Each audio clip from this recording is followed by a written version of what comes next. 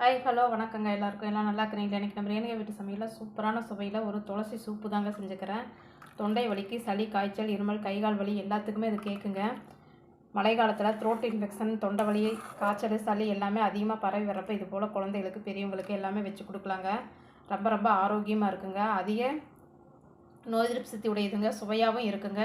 இதில் சாதத்தோடு சேர்த்து ரசமாகவும் சேர்த்து சாப்பிட்லாங்க. நல்லா டேஸ்ட்டாக இருக்குங்க. இது நோய் சக்தி தரக்கூடிய ஆரோக்கியமான சுவையான அந்த சூப்பு எப்படி செய்யுது அப்படின்னு சொல்லிட்டு ஃபுல் வீடியோ லிங்க் நான் இது கூட கொடுத்துருக்குறேங்க. இங்கே சளி இருமல் இருக்கிறவங்களுக்கு, தொண்டை இருக்கிறவங்களுக்கெல்லாம் இது போல் ஒரு பவுலில் சேர்த்துட்டு நீங்கள் பரிமாறினீங்கன்னா அவங்க சுவைச்சு ஒவ்வொரு ஸ்பூனாக சாப்பிட்டாங்கன்னா அந்த வலி காணாமல் போயிருங்க, பறந்து போயிருங்க. தொண்டை வலியெல்லாம் அவ்வளோ ஒரு சக்தி இருக்குதுங்க இதுக்கு.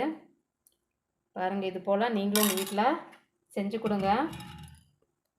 கொஞ்சமாக மேலே மல்லி இலையிலையோ இல்லைன்னா துளசி இலை கூட நீங்கள் தூவி கொடுக்கலாங்க. நல்லா சூப்பரான நம்மளுக்கு ஒரு துளசி இலை சூப்பு ரெடிங்க. நீங்களும் சாப்பிட்டு பார்த்துட்டு எப்படி இருந்துச்சு அப்படின்னு சொல்லிட்டு கமெண்ட் பண்ணுங்கள், லைக் பண்ணுங்கள், ஷேர் பண்ணுங்கள், சப்ஸ்கிரைப் பண்ணுங்கள். பிடிச்சிருச்சுன்னா தொடர்ந்து ரேணுகா வீட்டு சமையலுக்கு சப்போர்ட் பண்ணுங்கள். நன்றிங்க. நாளைக்கு இன்னொரு சமையலில் நாம் சந்திக்கலாங்க.